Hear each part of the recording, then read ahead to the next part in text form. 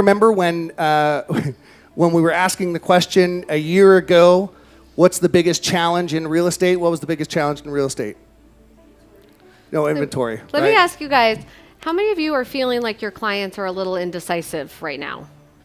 Feeling like, okay, who's feeling like, nope, they're on the ball, they know exactly what they want?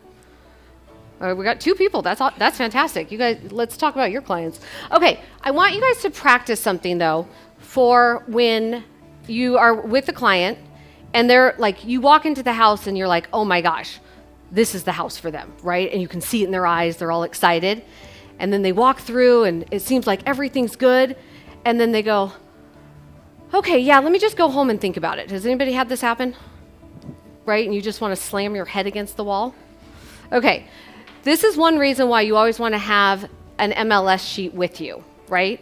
So you're going to take that sheet, you're going to turn it around and just say, okay, totally get it. I absolutely want you to be comfortable. And that's the number one thing. You don't want this to come across as a sales technique because it's really not. It's more of a just an understanding technique, just making sure that they see the whole thing. So you're going to say, absolutely, I absolutely want you to be comfortable. But if you don't mind, let's just look at what it would look like if you decide that you do want to move forward with this home. So there's 5 negotiation points of a contract, really, right? So how do we decide a contract? First is price. So literally, you would look at the client and you would say, how do you feel about this price, right? Now, are there a lot of buyers that think because of the market that they maybe can offer 20% less? Yes or no? Yeah, right? There's some unrealistic expectations both from sellers and from buyers. This is where this market calls for greater skills, greater communication, greater trust and relationship between the client. So if the answer is that they're going to offer, they think that they want to do 20% less, right?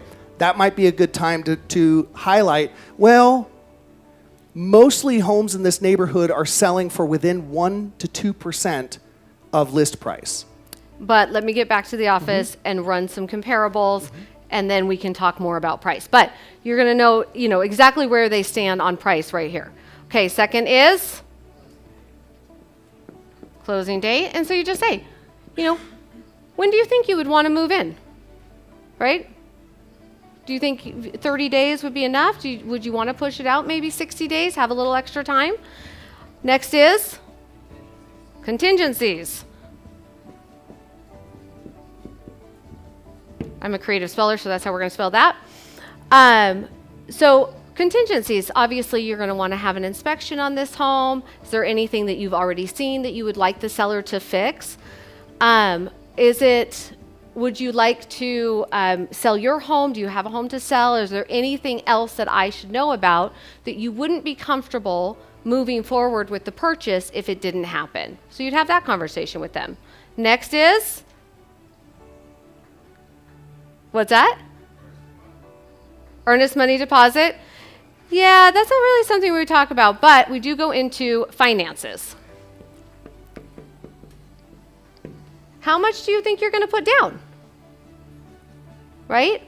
If you've talked to a lender, you're going to be getting a conventional loan. With this price, you'd be doing a 20% down, 10% down, whatever that looks like for them.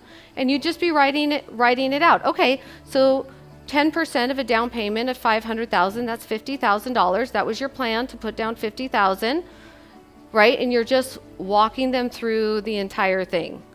Okay? Last one is concessions. What do you want the seller to leave? So you can do concessions as included items so that they understand that the seller is actually giving up something.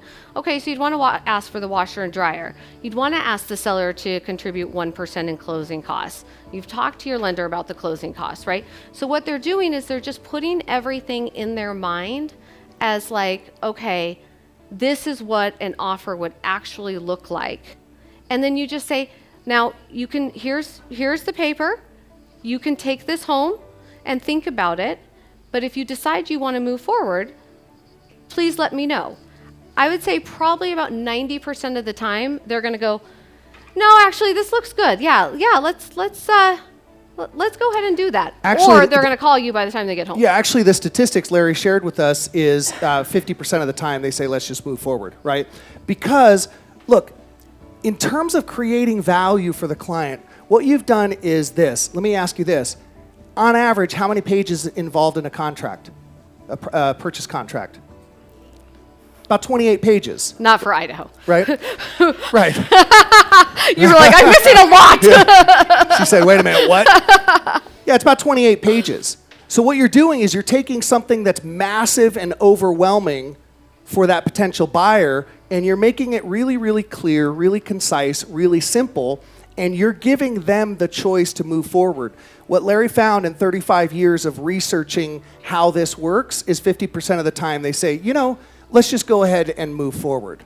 So just a really, really great actionable tip. If you want to role play this with Cambria, if you want to role play this with each other, it's a really, really powerful way of simplifying the process for the consumer and having them envision the magic of that conversation is it has them envision actually moving forward. And you're just taking the scariness out of it. So very, very powerful. Thank you, honey. Is that helpful?